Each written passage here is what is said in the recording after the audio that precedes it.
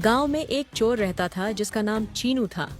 चीनू रास्ते से गुजरने वाले किसी भी व्यक्ति की चीजें चुरा लिया करता था। कभी किसी महिला का हैंडबैग तो कभी किसी पुरुष की घड़ी। हाय अल्लाह, इस चीनू ने मेरा सोने का पवित्र धागा चुरा लिया, कृपया इसे पकड़ो। गांव वाले चीनू के पीछे दौड़ने लगे। चीनू ने जोर से अपनी साइकिल के पैडल मारे।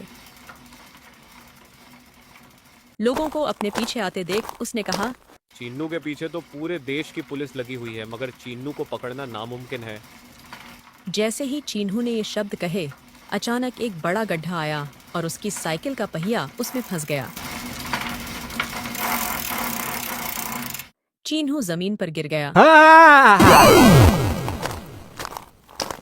सभी लोग तुरंत उसके पास पहुंचे और उसके हाथ से सोने का पवित्र धागा लेकर उस औरत को वापस दे दिया। गांव के लोगों ने चीनू से कहा, चीनो, तुमने गांव वालों को बहुत परेशान किया। कभी किसी की चोरी की तो कभी किसी की, लेकिन हमने हमेशा तुम्हें माफ किया। लेकिन अब हमने फैसला किया है कि हम तुम्हें पुलिस के हवाले करेंगे। नहीं नहीं भाई, ऐसा मत करो। मैं आज के बाद कभी चोरी नहीं करूंगा। बस आखिरी बार मुझे माफ कर दो। गांव वाले नेक दिल थे। वे हर बार चीनू को माफ कर देते थे। इस बार भी उन्होंने उसे एक आखिरी चेतावनी देकर छोड़ दिया। चीनू, हम तुम्हें आखिरी बार माफ कर रहे हैं। अगर दोबारा तुमने गांव में किसी की भी चोरी की तो याद रखना, हम तुम्हें पुलिस के हवाले कर देंगे, माफ नहीं करेंगे। चीनू ने गांव वालों से बदला लेने की योजना बना ली। एक दिन चीनू बरगद के पेड़ के नीचे बैठा था कि वहाँ से रामू गुजरा। अरे रामू भाई, कहाँ जा रहे हो? आज गणेश चतुर्थी का पहला दिन है। पूरे गांव वाले मिलकर पंडाल बना रहे हैं। मैं भी वहीं जा रहा हूँ पूजा के लिए। अच्छा, तो मैं भी तुम्हारे साथ चलता हूँ। नहीं नहीं, तुम वहाँ नहीं जा सकते। क्यों भाई, मैं क्यों नहीं जा सकता? क्योंकि हम नहीं चाहते कि हमारी कीमती चीजें वहाँ चोरी हों। गांव वालों ने फैसला किया है कि अब से तुम किसी भी त्योहार या पूजा में शामिल नहीं हो सकते। यह सुनकर चीनू बहुत गुस्से में आ गया। गांव वालों के इस फैसले से चीनू के बदले की आग और भी बढ़ गई। अच्छा, चीनू बिना खाए रह सकता है, मगर चोरी किए बिना नहीं। इन गांव वालों ने मुझे पूजा से दूर रखा है। अब देखो मैं कैसे पूजा में हंगामा खड़ा करता हूँ। मैं उन गांव वालों को बताऊंगा कि मैं क्या चीज हूँ। गांव वालों ने मुझे बहुत आसान समझ लिया है।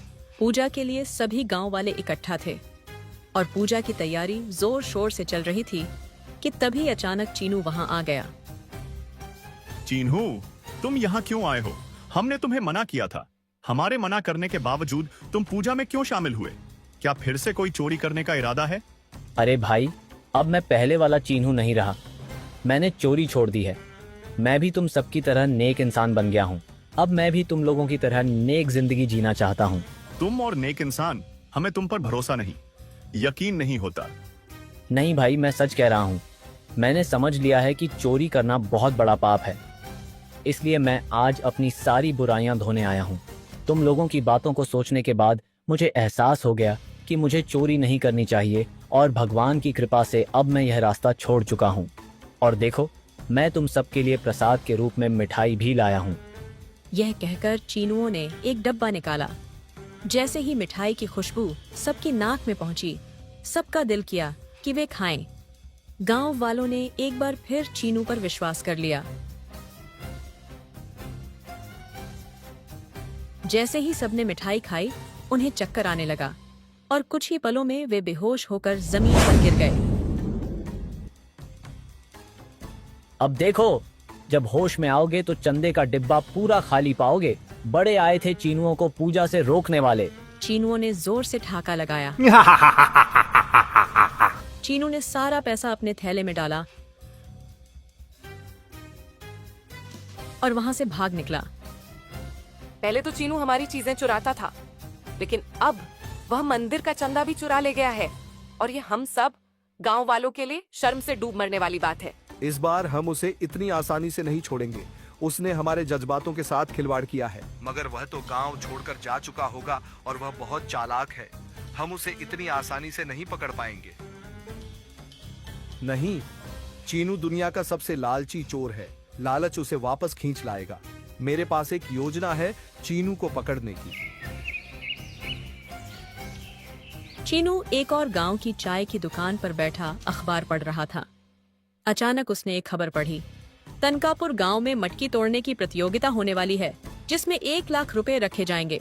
जो जीतेगा वह रकम हासिल करेगा।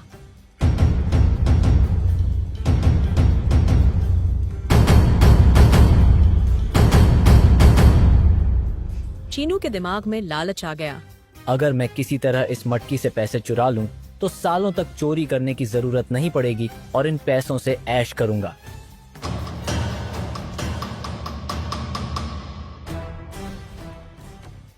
मगर एक समस्या है, मैं वहां जाऊंगा कैसे? जैसे ही गांव वाले मुझे देखेंगे, मुझे बाहर निकाल देंगे। नहीं, बल्कि वे मुझे पकड़कर पुलिस के हवाले कर देंगे। चीनू ने बाजार से नकली दाढ़ी और मूंछें खरीदी, सिर पर पगड़ी बांधी, हाथ में लाठी ली और एक बूढ़े आदमी का भेष बदलकर अपने गांव वापस पहुंचा। चीनू कुछ पल के लिए गांव के लोगों के बीच एक तरफ रुका ताकि देख सके कि कोई उसे पहचानता है या नहीं। लेकिन चीनू खुश था कि उसे किसी ने नहीं पहचाना। गांव में तैयारियां हो रही थीं। चीनू ने एक आदमी से कहा, भाई मैं बबली हूँ और मैं पास वाले गांव से आया हूँ। मुझे मटकी बांधने के लिए बुलाया गया है। बताओ मटकी कहाँ रखी है?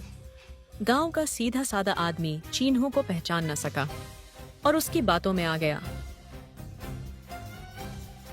वहाँ पंडाल के पीछे एक बड़ा डिब्बा है, उसके पास मटकी रखी है।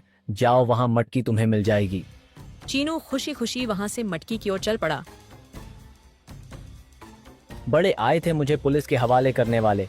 पहले तो मैंने इन लोगों के मंदिर के पैसे चुराए, अब मैं उनकी मटकी में से 1 लाख भी चुरा लूंगा। फिर इन्हें पता चलेगा कि इन्होंने किससे पंगा लिया है। चीनू कोई आम चोर नहीं, एक ब्रांड है। गांव वालों को यह बात इस चोरी के बाद समझ आएगी।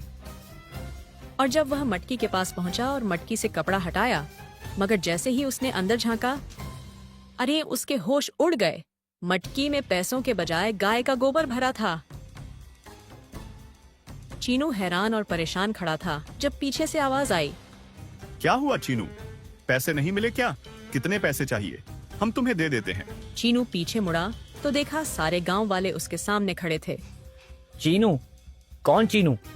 अरे देखो भाई, तुम गलत समझ रहे। जय हो, मेरा नाम बबली है और मैं पास वाले गांव से आया हूँ। इतने में एक आदमी आगे बढ़ा और उसने चीनू की नकली दाढ़ी खींच ली और उसकी असलियत सबके सामने आ गई। चीनू, तुमने सोचा था कि हम बेवकूफ हैं। शायद तुम्हें पता नहीं था कि हम सब गांव वालों ने मिलकर तुम्हें पकड़ने के लिए यह जाल बिछाया था। जाल? कैसा जाल? हम तो तुम्हें सिर्फ चेतावनी देकर छोड़ देते थे कि शायद तुम सुधर जाओगे, लेकिन तुमने हर बार इसे मजाक ही समझा। हम जानते थे कि तुम लालची हो, इसलिए हमने अखबार में यह झूठी खबर दी कि 1 लाख रुपए मिट्टी के घड़े में रखे जाएंगे। हमें यकीन था कि तुम जरूर आओगे। देखो भाई, मुझे माफ कर दो, मुझसे बहुत बड़ी गलती हो गई। तुम सब गांव वाले बहुत दयालु हो। तुम लोगों ने मुझे पहले भी माफ किया था, अब आखिरी बार माफ कर दो। तुम लालची थे और लालच में गांव में फिर से चोरी करने आ गए, लेकिन इस बार हम तुम्हें माफ नहीं करेंगे, बल्कि पुलिस के हवाले कर देंगे। इसी समय पुलिस की गाड़ी सायरन बजाते हुए गांव वालों के पास आ गई और चीनू को पुलिस के हवाले कर दिया गया। पुलिस के जाते ही गांव वालों ने चैन की सांस ली, क्योंकि अब उनके गांव में न कोई चोरी होगी, न कोई मानसिक परेशानी। अब सभी गांव वाले खुशी खुशी गांव में रहेंगे और चीनू को उसके की सजा मिल गई।